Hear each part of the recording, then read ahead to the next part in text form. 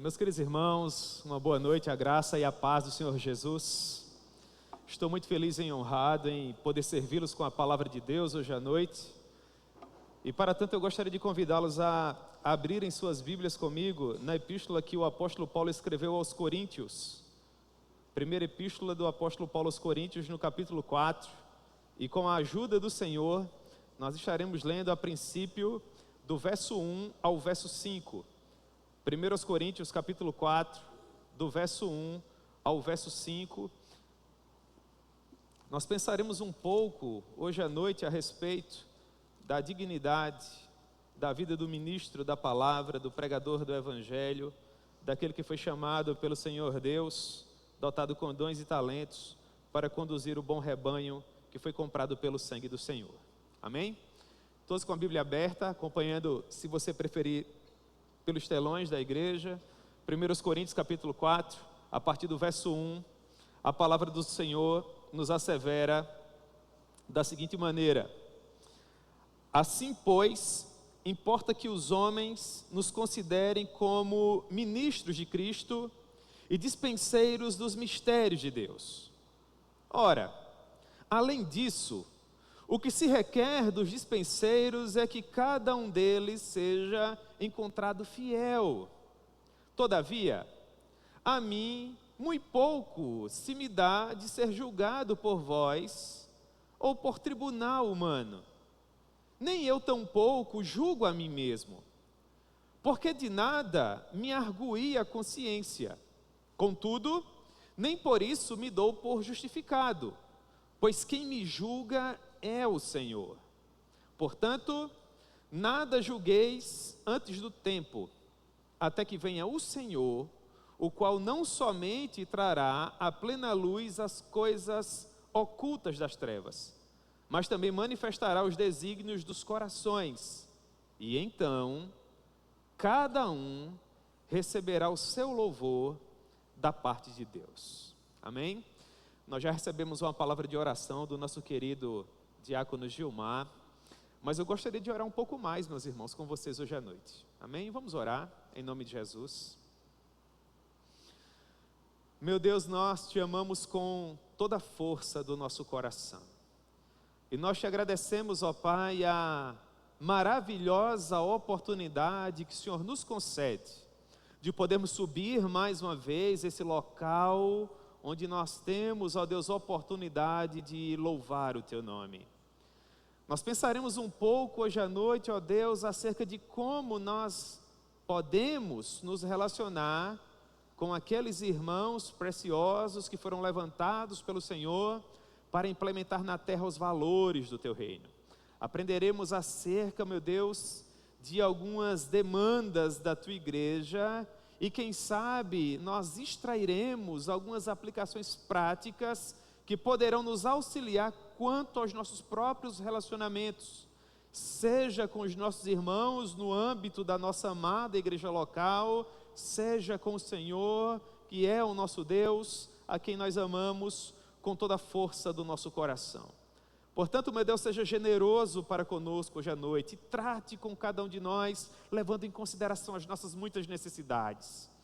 Que ao final dessa breve reflexão, meu Deus, nós possamos, por meio da Tua graça, ter a certeza inafastável de que foi a Tua maravilhosa voz que nós estivemos mais uma vez ouvindo nesse lugar.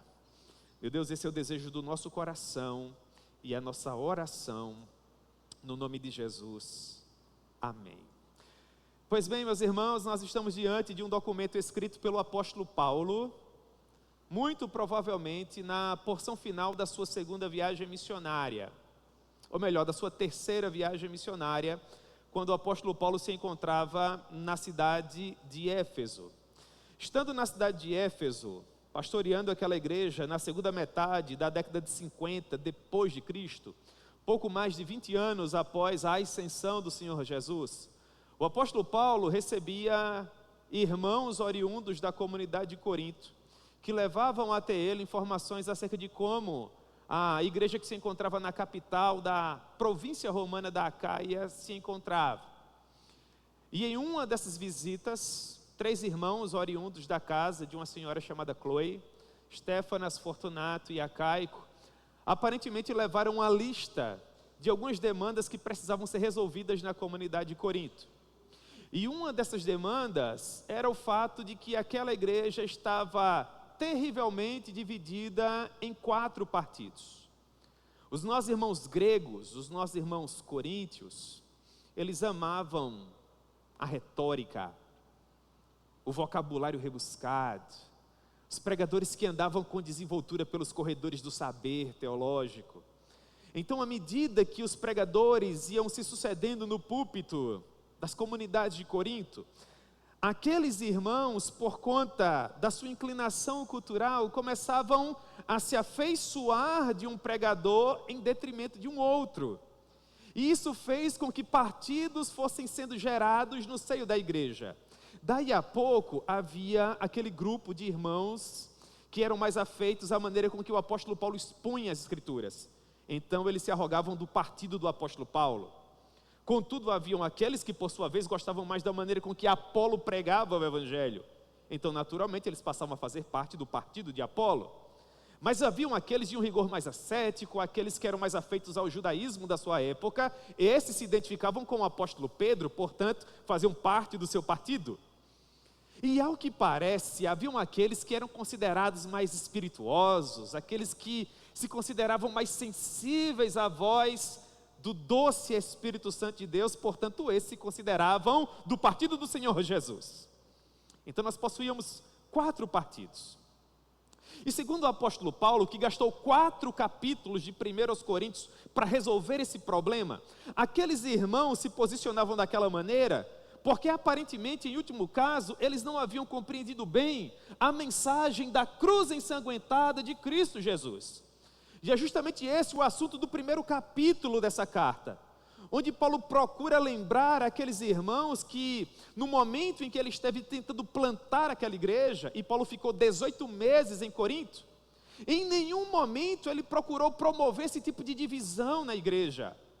Paulo era um homem versado, poliglota, teólogo mais preparado que a igreja do Senhor Jesus já possuiu. Um homem muito inteligente que, se desejasse, usaria um vocabulário rebuscado para falar e agradar aqueles gregos que privilegiavam tanto a boa retórica. Mas ele diz que, compreendendo essa nuance daquelas pessoas, ele preferiu nada saber entre eles. Na verdade, aprova o apóstolo Paulo escolher um vocabulário humilde, já para não incitar isso no coração daquelas pessoas. Ele disse: eu resolvi nada mais saber no meio de vocês, senão apenas a Cristo Jesus, e este crucificado. Paulo não pregou para agradar aos gregos. Pelo contrário, ele apresentou a mensagem da cruz, para que as conversões daqueles irmãos não se estribassem no seu vocabulário, mas na vitória do Calvário, que é onde a igreja do Senhor Jesus precisa estar edificada. Nós avançamos pelo capítulo 2, onde Paulo fala que foi com a ajuda do Espírito Santo e no poder de Deus que ele pregou o evangelho. Depois ele fala no capítulo 3 que aquilo que nós realizamos para o Senhor será aprovado. Deus haverá de colocar às claras as motivações dos corações de todos nós. E finalmente no capítulo 4, que é o texto que rapidamente, com a ajuda do Senhor, nós estudaremos hoje à noite, o apóstolo Paulo, ele fala a respeito de como a igreja de Corinto, infelizmente, fazia um juízo de valor equivocado acerca dos seus pregadores. E na minha maneira de ver, irmãos, a teologia que o apóstolo Paulo esboça nesse capítulo 4 é muito importante para a nossa vida nos dias atuais. Porque nós, atualmente, à semelhança das gerações que nos antecederam, estamos ouvindo muitas vozes a todo o tempo. Há muitas pessoas com muitos discursos, e esses discursos permeiam as nossas vidas. A pergunta que nós precisamos nos fazer é: que voz nós devemos ouvir? A quem nós devemos dar ouvidos? A igreja de Corinto privilegiava aqueles pregadores que não estavam tão preocupados com o conteúdo. Eles estavam mais preocupados com a maneira com que eles apresentavam a sua mensagem. Eles não estavam preocupados em apresentar a Jesus e este sangrando na cruz. Eles estavam muito mais preocupados em tornar os seus partidos maiores. Eram falsos mestres, inimigos do genuíno evangelho de Jesus Cristo. E o apóstolo Paulo, nesse capítulo 4, ele procura fazer com que os irmãos de Corinto sejam reorientados quanto à maneira com que eles deveriam escolher os seus pregadores e bem assim dar ouvidos a eles. Portanto, em um primeiro momento, o apóstolo Paulo procura lembrar aquela comunidade que ela deveria privilegiar aqueles pregadores que contribuíam para a expansão do reino de Deus e, consequentemente, para a manifestação da glória do Senhor. Aqueles pregadores que possuíam compromisso com seu próprio chamado. Aqueles pregadores que tinham um senso de responsabilidade para com o Cordeiro de Deus que retira o pecado do mundo. E é com base nisso que no verso 1 ele diz assim: assim pois, leia-se, com base naquilo que ele já falou do capítulo 1 até o capítulo 3, que foi a introdução que eu fiz até agora. Assim pois, importa que os homens nos considerem como ministros de Cristo e dispenseiros dos mistérios de Deus. No final do capítulo 3, Paulo havia mencionado como ele e Apolo, junto com Pedro, haviam se esforçado para pregar a respeito das insondáveis riquezas de Cristo. E como esses homens que se esforçavam para pregar o genuíno evangelho, infelizmente não tinham lá tanto ibope no meio da igreja.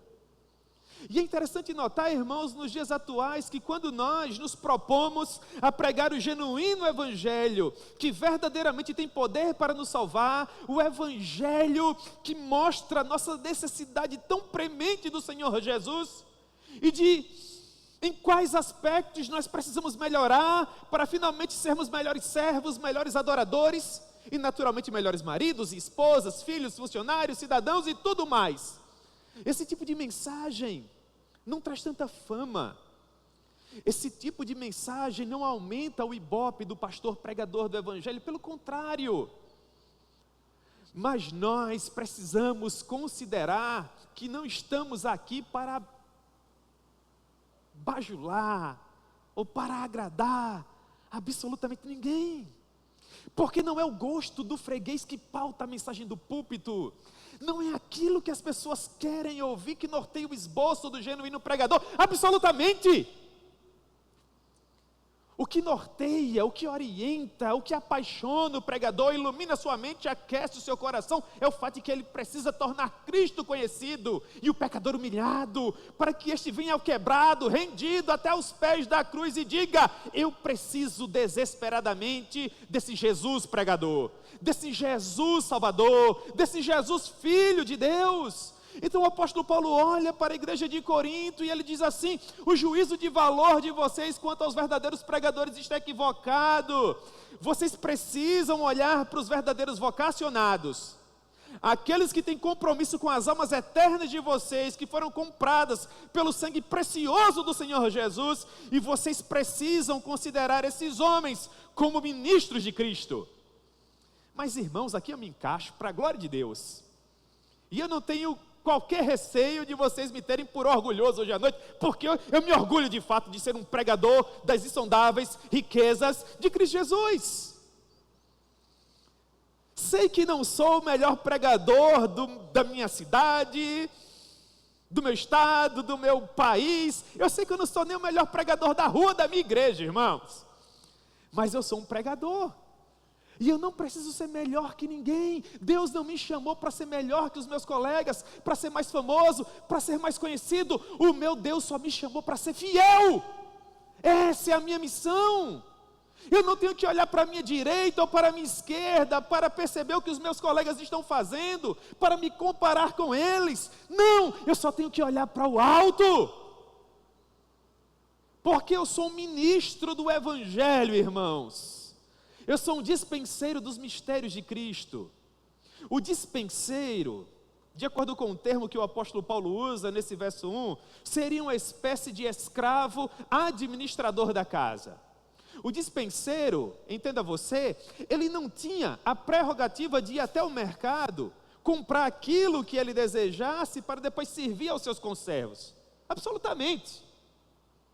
A função do dispenseiro era ir até o armário, encontrar aquilo que o seu senhor desejava, e sem acrescentar absolutamente nada, servir aos demais. O dispenseiro, preste atenção, é um mendigo que encontrou um pouco de comida, e agora mostra aos demais mendigos onde eles podem encontrar. Tudo é graça. Ninguém aqui dita o cardápio. Você vem aqui e recebe aquilo que Deus tem a oferecer a você, com o coração grato, e volta para casa satisfeito, porque Deus é que sabe quais pensamentos tem ao seu respeito, pensamentos de paz e não de mal, para lhe dar o fim que desejais. É a vontade do Senhor que é boa, perfeita e agradável, não a sua. Deus sabe o que é melhor para a sua vida, não você.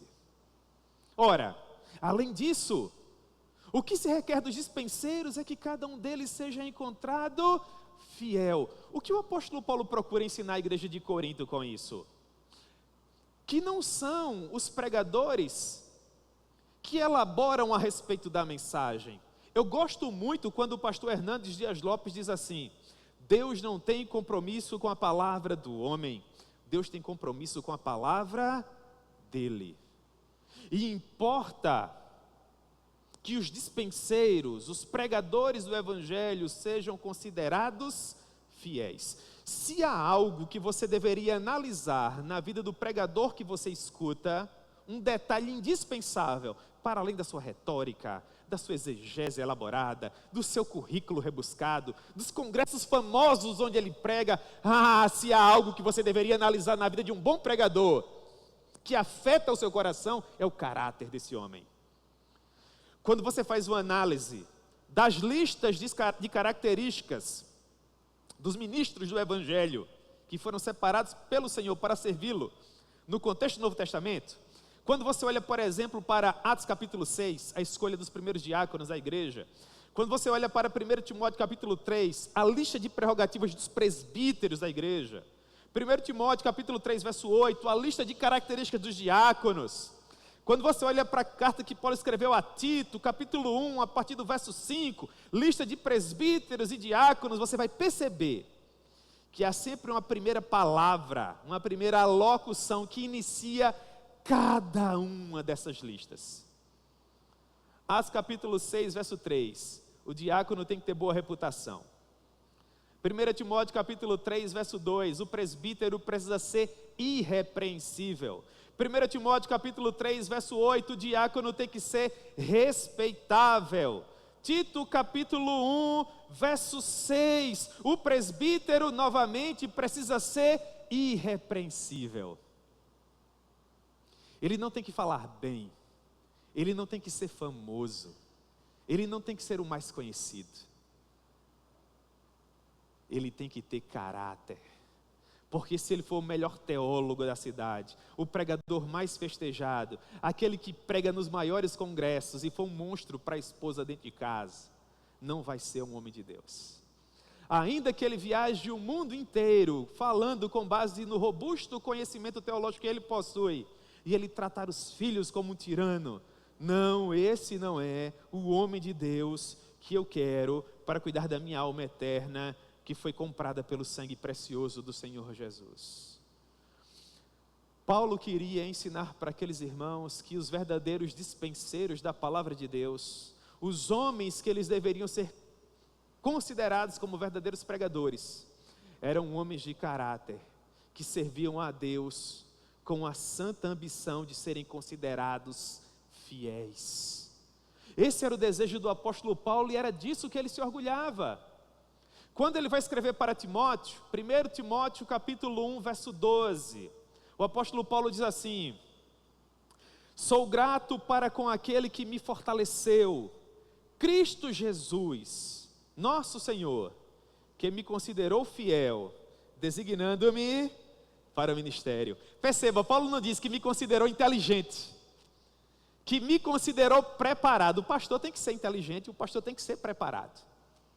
Ele tem que ser bom naquilo que ele faz. Ele precisa ser um obreiro que não tem do que se envergonhar, que maneja bem a palavra da verdade. Mas antes de todas as coisas, Deus precisa encontrar fidelidade nesse homem. Porque nós precisamos nos lembrar que nós servimos a um Deus a quem nós um dia prestaremos contas. Nós não podemos subir num púlpito sagrado como esse e cuidar das almas eternas de vocês de qualquer forma. Assim como vocês não podem, em hipótese alguma, se deixarem conduzir por quaisquer homens. De toda forma, eles precisam ser avaliados. Homens que tenham a certeza que vão prestar contas daquilo que eles estão fazendo para a glória de Deus. Então, nesse momento, Paulo joga a responsabilidade para a igreja de Corinto, que nesse momento avaliava muito mal. E ele diz no verso 3: todavia, a mim pouco se me dá de ser julgado por vós, porque o juízo de valor daquela igreja precisava ser reorientado, ou por tribunal humano, nem tampouco julgo a mim mesmo. O que Paulo quer nos ensinar com isso? Em primeiro lugar, Paulo queria nos ensinar que, apesar do julgamento da igreja possuir o seu valor, ele não se compara ao juízo realizado por Deus. E aqui nós temos duas lições que são bem básicas. Na experiência do apóstolo Paulo escrevendo essa carta, ele não era valorizado por sua igreja, mas seguramente ele era valorizado por Deus. Mas o contrário também é verdade. Há muitos ministros que são valorizados pela igreja visível, mas que não são valorizados pelo Senhor. E aqui nós aprendemos uma máxima muito interessante, que diz muito acerca da economia do reino. Qual seja, há muitos pregadores que são muito famosos na terra, e não valem 10 centavos no céu. E há outros pregadores que talvez a gente nunca ouça falar durante toda a nossa vida, mas nas bodas do Cordeiro, eles vão brilhar muito mais que o sol, em toda a sua glória.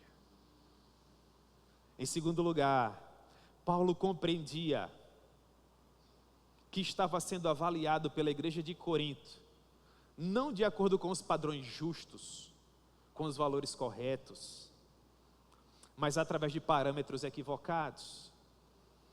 Porque a igreja privilegiava muito mais retórica, vocabulário bonito, do que necessariamente vida com Deus. Fidelidade, que é o que conta.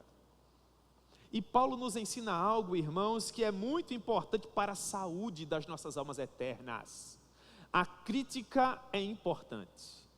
A crítica, bem colocada, se recebida com humildade, nos ajuda a crescer. Ela é bem-vinda. Todos nós aqui somos passíveis de sermos criticados, sobretudo aqueles que se disponibilizam para terem ministérios de evidência.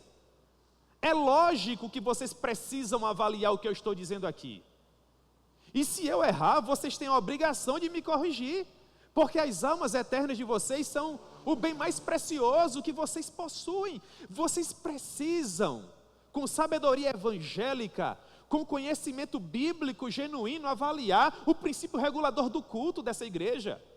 O que nós realizamos na liturgia, os louvores que nós escolhemos, a maneira como nós oramos, a forma como nós enfatizamos ou não o momento dos dízimos e das ofertas. Será que esse é o ponto alto do culto ou nós estamos mais preocupados com outra coisa?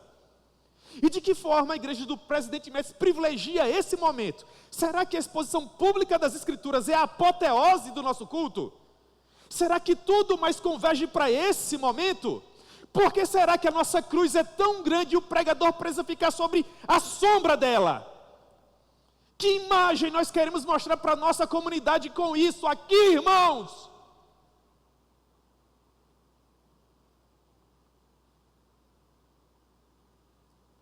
Mas não são de todas as pessoas que nós recebemos a crítica. Porque para a crítica ser bem-vinda, ela precisa ocorrer nesse patamar. Considerem a explicação que eu dei, a maneira com que nós nos preocupamos com o que nós estamos fazendo aqui. A crítica, ela precisa estar nesse nível aqui. Porque senão, irmãos, é só pura reclamação.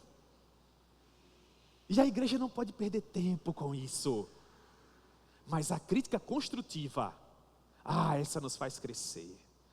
Você não tem ideia que bem imenso você faria para o meu ministério enquanto alguém que foi separado por Deus para implementar na terra os valores do seu reino, se de repente eu me encontrasse relapso, preguiçoso, e você chegasse para mim e dissesse: pastor, a sua mensagem é fastiosa, ninguém consegue mais se alimentar dela, o Senhor não consegue nos desafiar intelectualmente, nós não nos inspiramos no Senhor, não há qualquer desejo em nós de orar, de ler a palavra, de crescermos espiritualmente, porque a sua prédica é fraca, a sua locução é débil.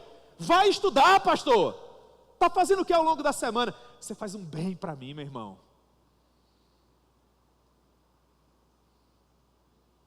Então o apóstolo Paulo, por mais que ele soubesse que ele se esmerava para entregar à igreja de Corinto, tão complicada, algo que servisse para a glória de Deus, ele sabia das suas limitações. Então no verso 4 ele diz assim: contudo, de nada me arguía a minha própria consciência, mas também nem por isso me dou por justificado, porque quem me julga é o Senhor. Meus irmãos, Paulo está dizendo, nas entrelinhas desse verso 4, que a maioria daqueles irmãos estavam muito chateados, porque Paulo, de certa forma, estava tentando mitigar, fazer morrer aquele movimento que dividia a igreja em tantos partidos, e por causa disso ele não era amado. Por que é que Paulo não era amado pela igreja de Corinto nesse momento? Porque Paulo não estava disposto a pregar uma mensagem ao gosto do freguês. Paulo preferia que Cristo fosse glorificado e que a igreja ficasse chateada, se esse era o preço que ele deveria pagar para ter uma comunidade saudável. Mas o fato é que ele poderia se orgulhar disso e dizer: vocês estão vendo como eu sou um pastor fiel? Vocês estão vendo como eu estou sofrendo por amar o meu Redentor? Para dizer que sou um pregador expositivo, para dizer que estudo muito? Paulo diz: não. Eu também compreendo os ídolos do meu coração, eu também reconheço que sou pó. Então que Deus faça juízo entre vocês e eu, e que Ele nos ajude por meio da sua misericórdia. Ah, irmãos, um reino de consciência, um reino de pessoas que estão preocupadas em fazer a sua vida valer a pena. O capítulo 4 de 1 Coríntios, na verdade, os 4 capítulos iniciais dessa carta tão importante, serve para nos fazer lembrar que nós não estamos brincando de sermos evangélicos,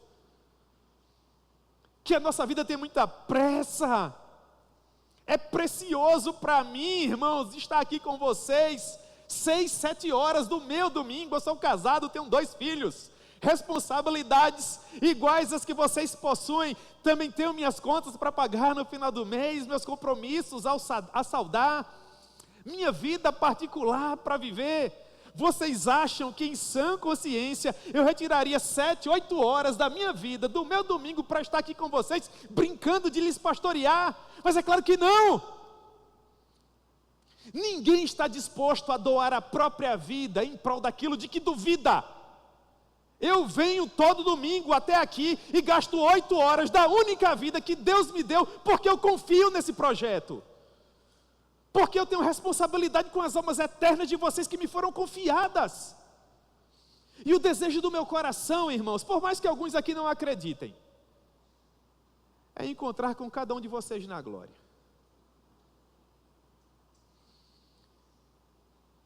E quem sabe receber do Senhor a benesse de ouvir dos lábios dele, de que se porventura, e eu espero que isso não aconteça em hipótese alguma, qualquer das minhas ovelhas não vir a estar lá nas bodas do Cordeiro, que Deus me isente dessa responsabilidade. Eu quero estar lá, irmãos, e eu quero todos vocês comigo.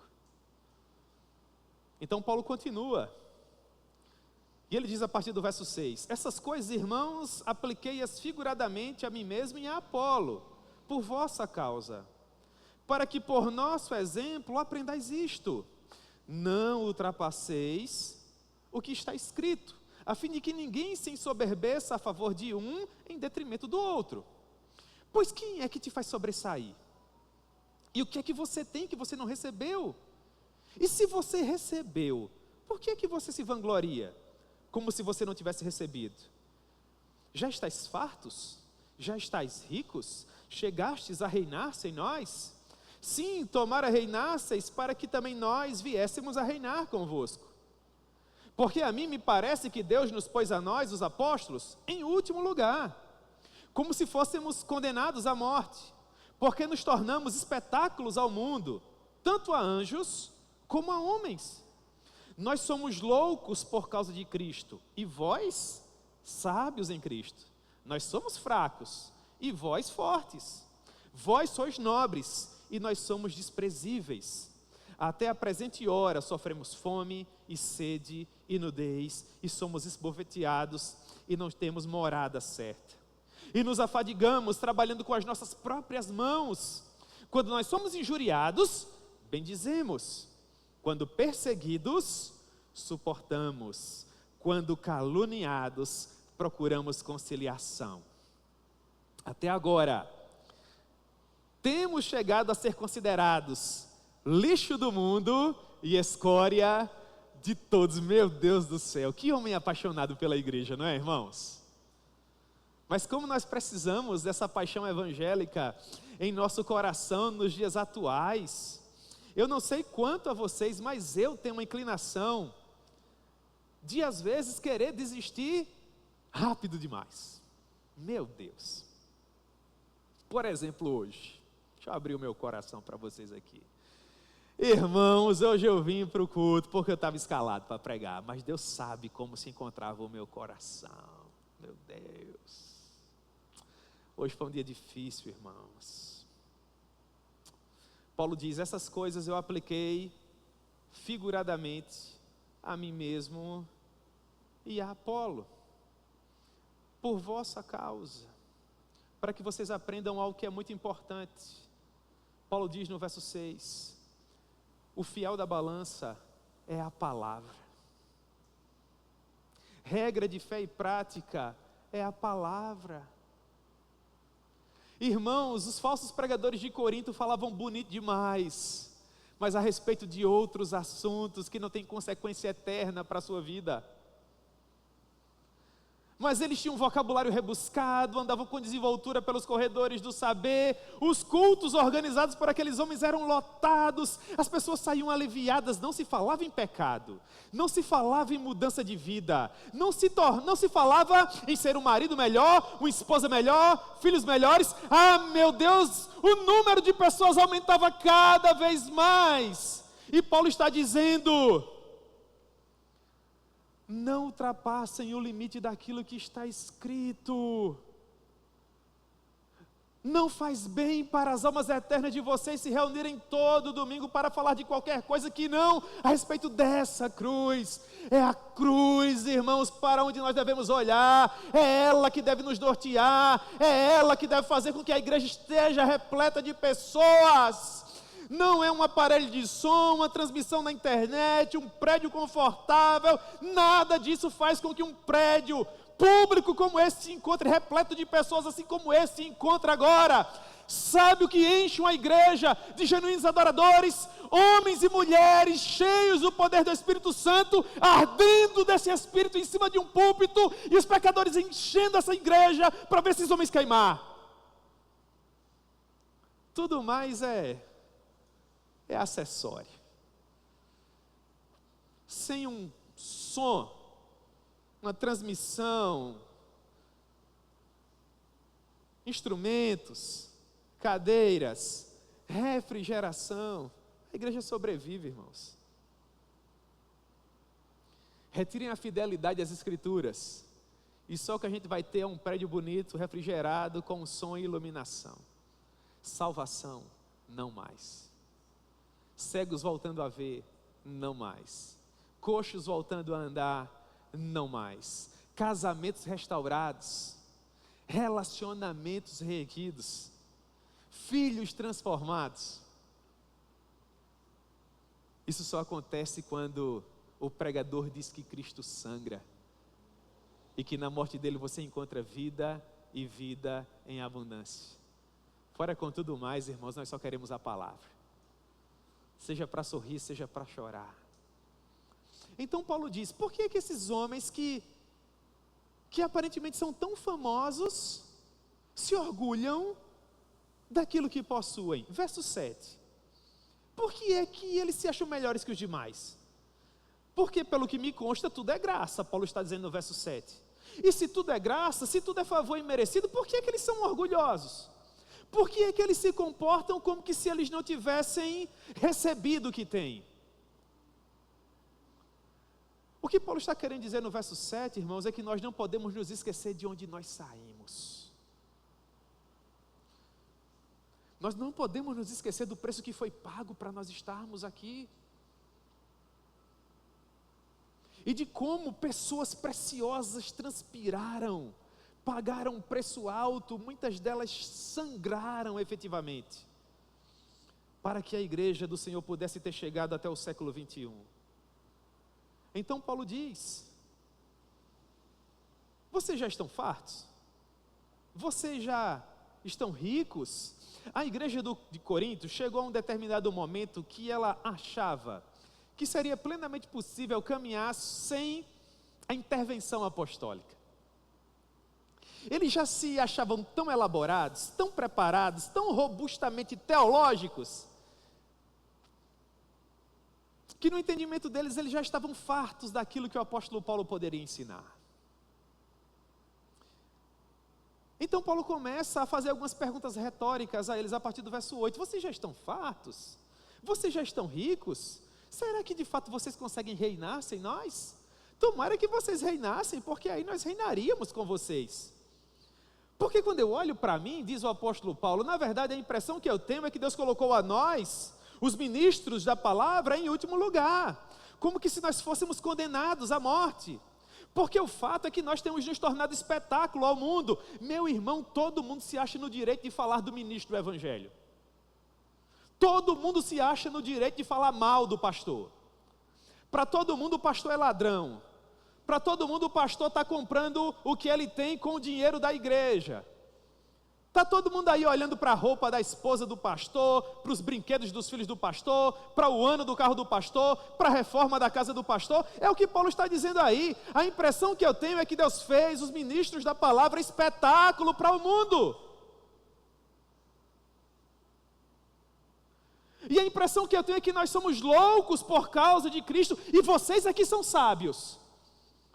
Sabe o que mais machuca o meu coração? Não é o fato de ser ridicularizado, irmãos, eu não estou nem aí, eu nasci para isso. Para mim é um orgulho. Quantas vezes, em locais públicos, eu senti no meu coração, que a pessoa fazia questão de me saudar publicamente com o meu título, para que outras pessoas pudessem ouvir e fazer pouco caso de mim. Paz do Senhor, pastor, e eu amém. Eu me orgulho, irmãos, pode chamar, porque eu sou um pastor, P-A-S-T-O-R, pastor. Se você pegar esse livro aqui que eu li para me preparar para essa mensagem, está aqui, Jamerson Lopes do Nascimento, sabe o que é que tem embaixo? Pastor, em todos eles. Porque eu tenho convicção de que eu nasci para isso. Sabe o que é que me afeta? É porque os mais novos, afetados por isso, não querem mais ir para o seminário, não querem mais se preparar para cuidarem dos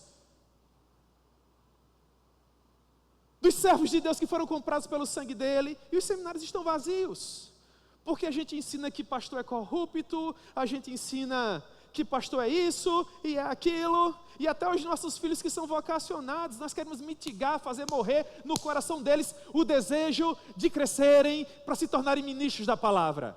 O garoto vem para o papai dizendo que o sonho dele é ser um pastor, e o pai diz, não, vai logo para a universidade, faz primeiro um concurso, vai logo ganhar dinheiro. Depois vem ser um pastor quando você não tiver mais condições nem de amarrar o sapato.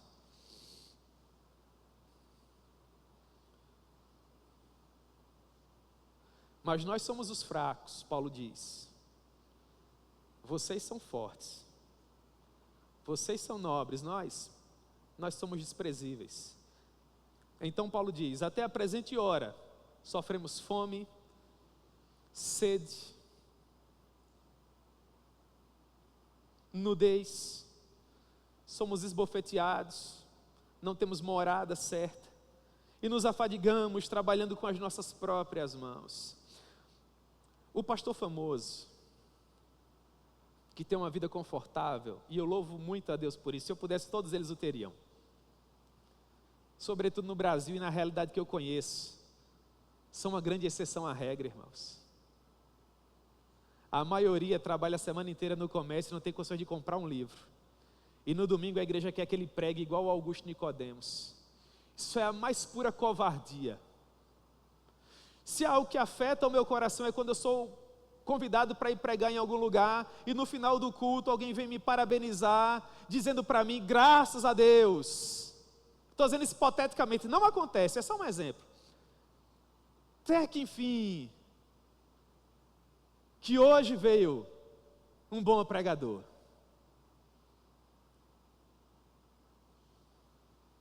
E eu fico me perguntando se aquele colega recebe da igreja a oportunidade de comprar um livro. Você sabe quanto é um livro? Vai lá na livraria que a gente tem na cidade. A gente gosta tanto de teologia que só tem uma livraria. É um milagre.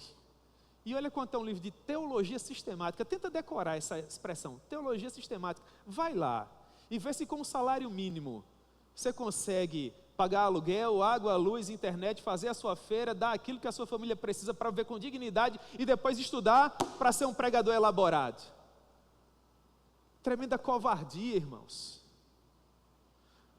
Na verdade, o que acontece é que pastores passam 10, 20, 30, 40 anos servindo a uma igreja.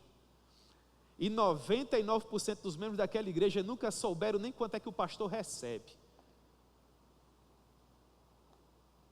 Sai cestas básicas para todo mundo no final do mês. Não chega ninguém para perguntar se o pastor está precisando. Eu não estou dizendo isso por minha causa não, irmãos. Pelo contrário, é o texto bíblico. Não é isso que Paulo está dizendo?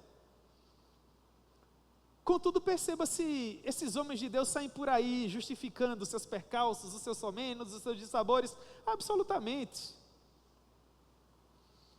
Quando muitos filhos desses homens é que não querem ser o que eles são. Depois vão olhar as estatísticas de quantos filhos de pastores se tornam pastores.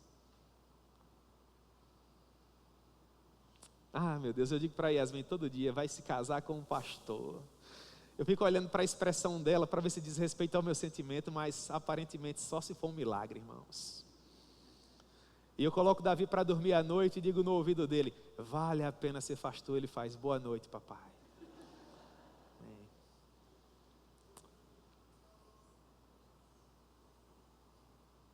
Agora olhe para o verso 14 para a gente encerrar.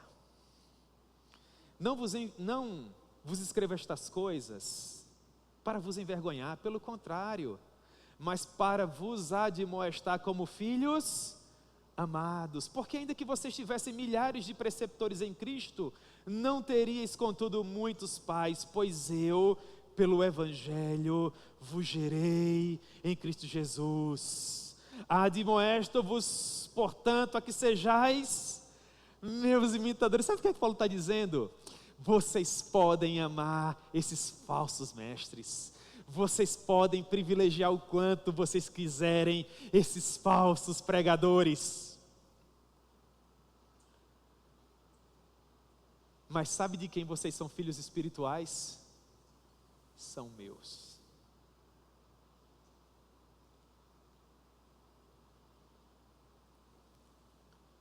Não tem dinheiro que pague isso. Não tem dinheiro que pague você tratar uma família quebrada e alguns anos depois você enxergar uma família restaurada. O homem é diácono, a esposa é mulher de oração, os filhos estão crescendo na igreja. Não há nada melhor do que você cuidar de um jovem que chegou sem um papai e a mamãe na igreja, precisando de todo tipo de ajuda, e algum tempo depois você vê um homem forte, se relacionando com uma moça temente ao Senhor, prestes a construir uma família que em nada tem a ver com o passado que ele trouxe. Não há dinheiro que pague crianças sendo treinadas através de uma teologia sadia que vai lhes oferecer bons valores para que eles cresçam e se tornem homens e mulheres de Deus. Não importa quem é ou não é famoso, a diferença acontece aqui no chão da igreja, irmãos. No dia a dia. Com quem está carregando o piano. Ainda que vocês tivessem milhares de preceptores, vocês não teriam contudo muitos pais, pois eu pelo Evangelho vos gerei em Cristo Jesus. E Paulo diz no verso 16, esse verso 16 devia ser escrito com letras douradas. Ele diz: admoesto-vos, portanto, a que sejais meus imitadores. Mas isso aqui corta na carne, sim ou não? Mas isso aqui corta na carne, irmãos. Não era amado por uma parte considerável dessa igreja. E o Espírito Santo concede graça evangélica suficiente para esse homem, para ele poder dizer: no final das contas, quer ir para o céu, meu irmão? Seja meu imitador, assim como eu sou de Cristo. Quanta vida, não é? Quanta vida para a glória de Deus. Ele diz que foi por causa disso que ele mandou Timóteo até lá, para Timóteo tentar fazer com que os irmãos atendessem a essas palavras, para que eles lembrassem os bons caminhos de Cristo Jesus, assim como eles aprenderam do apóstolo Paulo. E do verso 18 até o verso 21 nós temos o caráter de Paulo retratado. Aqui é o Paulo pastor, viu, irmãos? Que é o Paulo que representa muitos espalhados pelo mundo inteiro.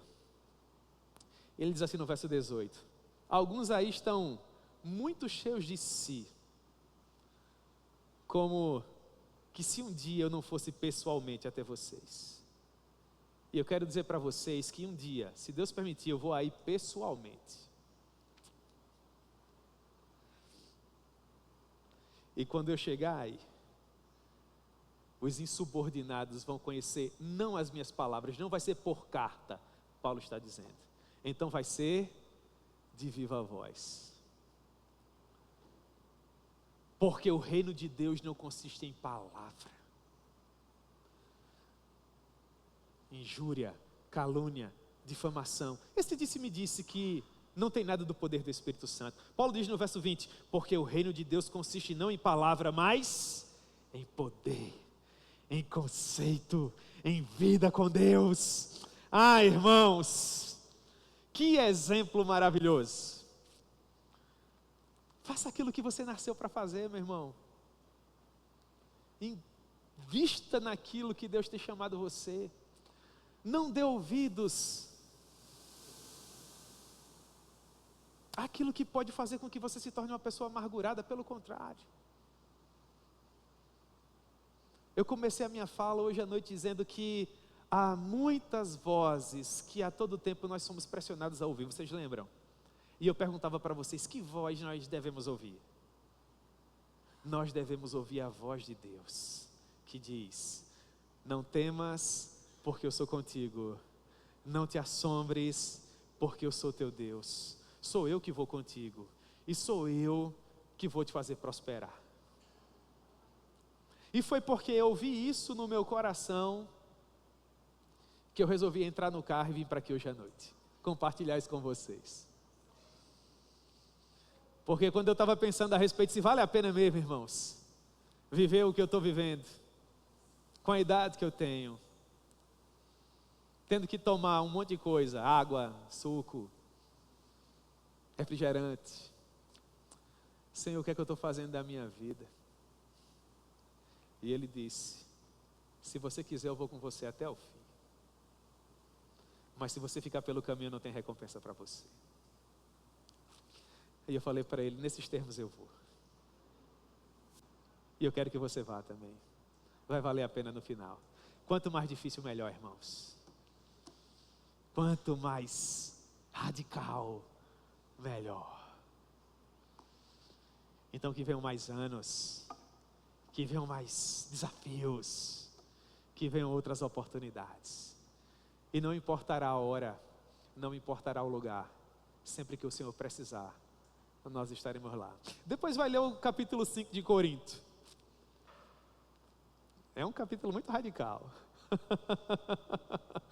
O apóstolo Paulo entende que aparentemente a divisão em partidos havia sido resolvida e ele parte para resolver um problema que o pastor olha e fala assim: meu Deus do céu, era para eu ser cantor, né? Era para eu ser músico, mas eu sou pastor, e eu espero que muitos outros sejam também. para a glória de Deus. Para a glória de Deus.